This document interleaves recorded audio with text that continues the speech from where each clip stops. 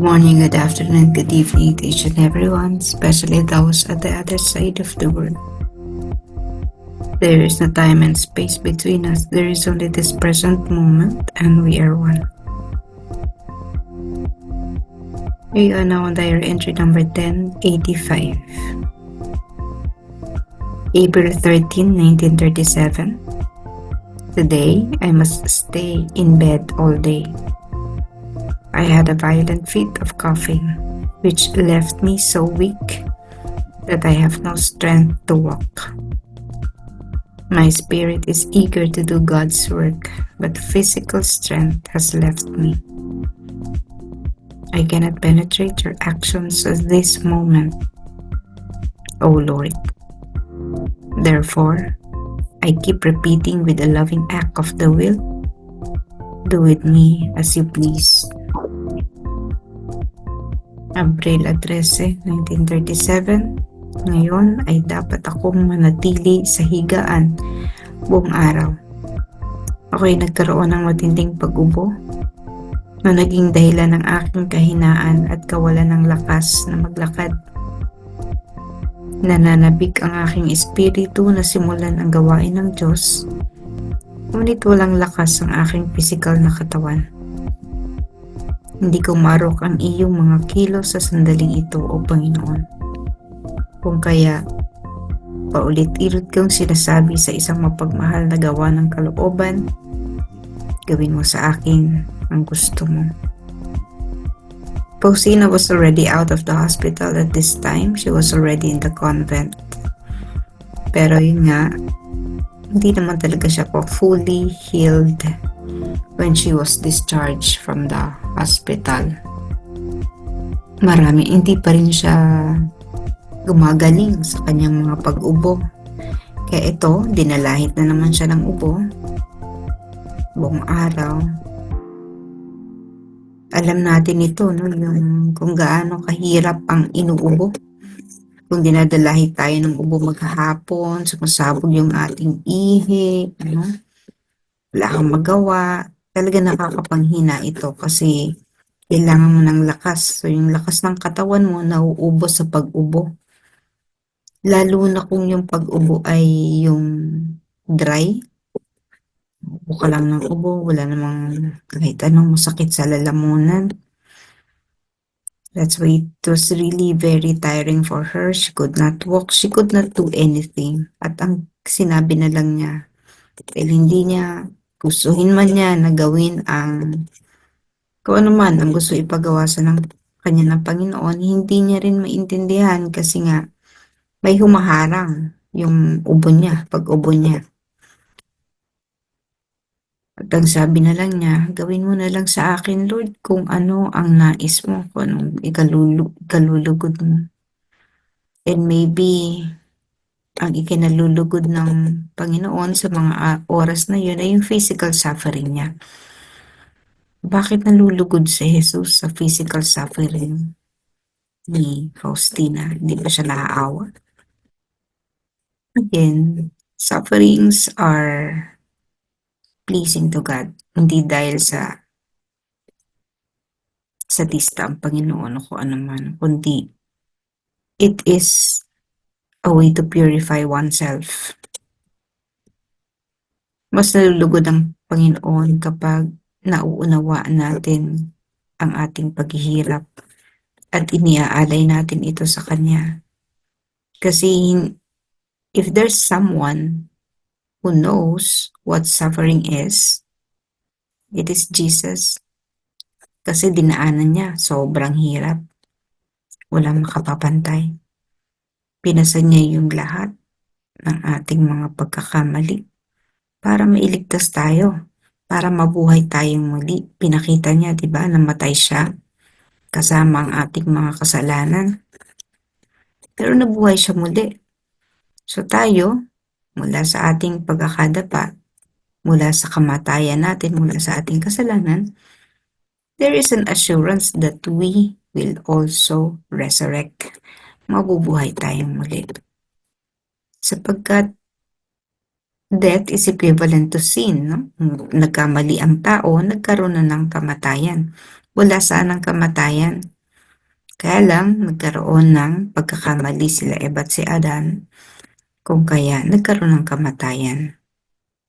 Dahil doon, dahil sa pagmamahal ng ating Panginoon sa atin, ng Diyos sa atin, pinadala niya yung sariling anak niya para isalba muli tayo. Ganun tayo kamahal ng Diyos. I will save you from your fall, sa inyong pagkakabagsak. Ililigtas ko kayo at bubuhayin ko kayong muli. There is an assurance. Kaya lang, kailangan nating tanggapin yun, no? Kailangan nating tanggapin ng Panginoon.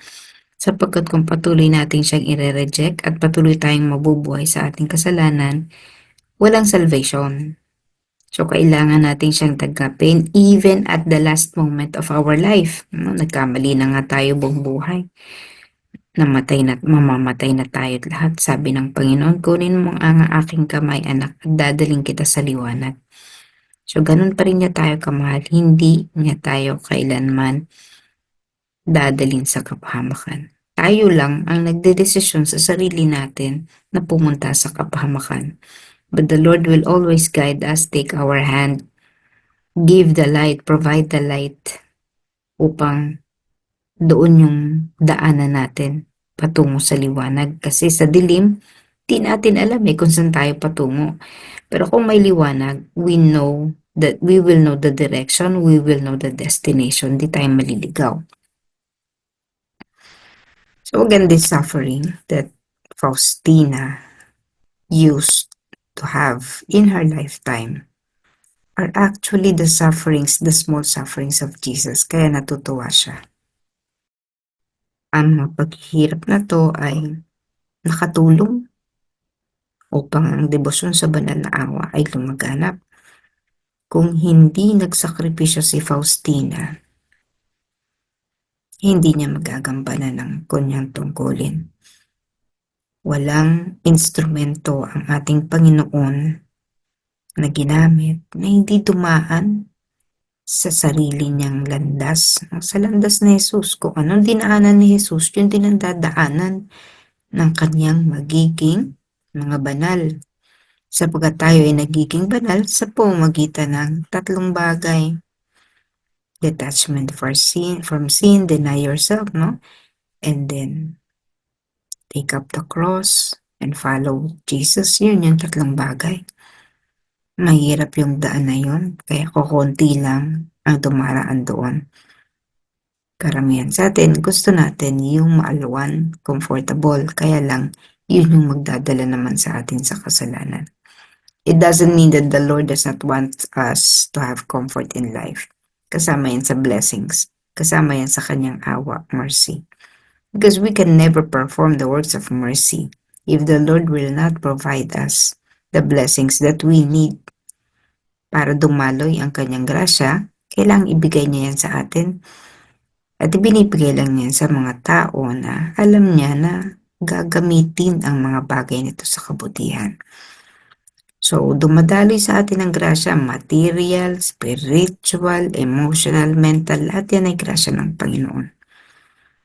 Kapag yan ay binigay sa atin, kailangan natin niyang padaluyin sa ating kapatid, mga kapatid.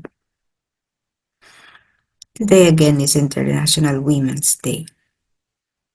Faustina is one of the few women saints na nagkaloob ng buhay. Binigay ang buhay para sa Panginoon. Si Maria ang pinakadakilang babae sa lahat sapagkat siya ang huwaran ng bawat isa sa atin. Kung paano niya tinanggap ang plano ng Diyos na napakabigat. Parang pag binigay sa atin, nakakatuwa, nakaka-proud. Pero pag nalaman lang natin kung gaano kahirap to, baka sabihin natin, wag na lang Panginoon, hindi ko kaya. Ganun po, di ba? Kasi kakalimutan mo ang sarili mo. Papalakihin mo ang anak ng Diyos. So Maria is the role model for every woman. Empowered, no? Makapangyarihan, may sariling lakas at kakayahan. At magpahanggang ngayon, ang ating mahal na Birheng Maria, gumagabay sa atin. Her office is very active. We can always witness her. In terms of appearances, she appears everywhere. Nagpapakita siya kung saan-saan.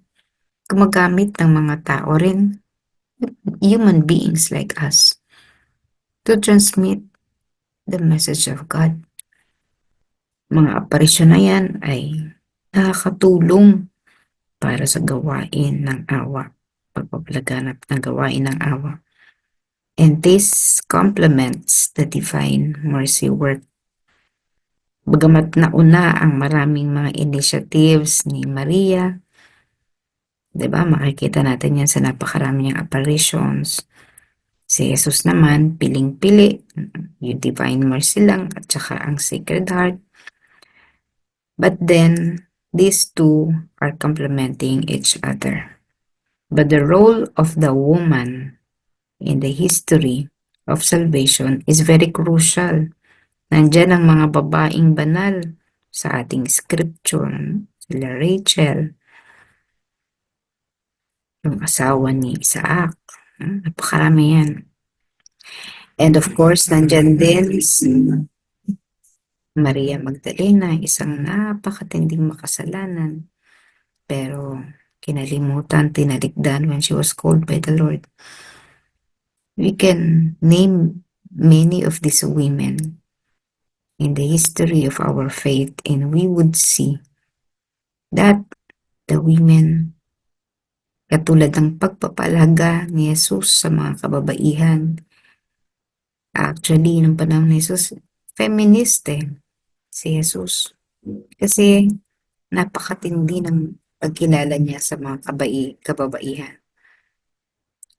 Yung mga kababaihan ng Jerusalem na sumalubong sa kanya, sabi niya, huwag kayong magsitangis, tangisan niyo ang inyong sarili sapagkat di niyo alam kung anong iniiyakan niyo.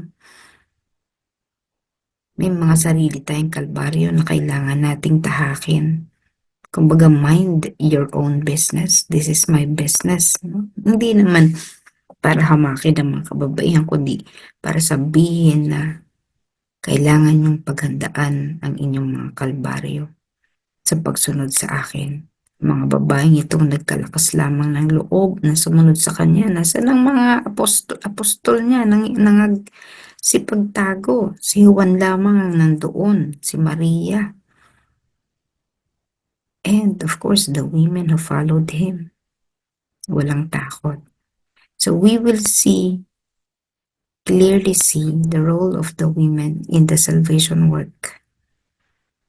At ngayon, natutuwa tayo kay Pope Francis kasi she's giving positions, key positions in the hierarchy to women. Binibigay niya sa mga kababaihan. Pope Francis is also a feminist. May pagkilala sa papel ng kababaihan na matagal na ipinagkakait sa atin ng ating simbahan kasi very patriarchal ang ating simbahan, di ba? Ang mga pari lamang ang mayroong mga binibigay ng mga kapangyarihan, and to the women servers, to the women religious, hindi ganun kalaki ang binibigay. No? Wala actually yan. Para mga missionary work lang. No? But sa ngayon, sa panahon ni Pope Francis, binabasag na niya yung ganoon. Hindi monopolyo ng kalalakihan ang paglilingkod. Actually, pag tiningnan natin, sino ba ang mas maraming lingkod simbahan? Makikita natin mga kababaihan. Iilan lamang ang mga kalalakihan na makikita mong sumisimba, naglilingkod sa simbahan. Basically, ang mga volunteers natin, kababaihan. And this is something that we should be proud of. Hindi man natin hinihingi na kilalanin tayo, but in ourselves, kilalanin natin yan. Ipagmalaki natin that despite how the society looks at us, we are with the Lord. Tayo ay may halaga, tayo ay may lakas, tayo ay may sariling papel na ginagampanan. Hindi nilikha ang babae para lamang manukso, katulad ng pinoportray kay Eva. Nilikha ang kababaihan na katulad ni Maria. Binago na yan ni Maria ang bagong Eva. And again, Mary is our model. And in the devotion to the Divine Mercy, the spouse of Jesus here is Saint Faustina. Si Faustina ay sumunod. Si Faustina ay hindi nag-alinlangang mag-alay ng sarili para sa ating Panginoon. So we have two models that we can follow in our life. The Blessed Virgin Mary and of course, Saint Faustina.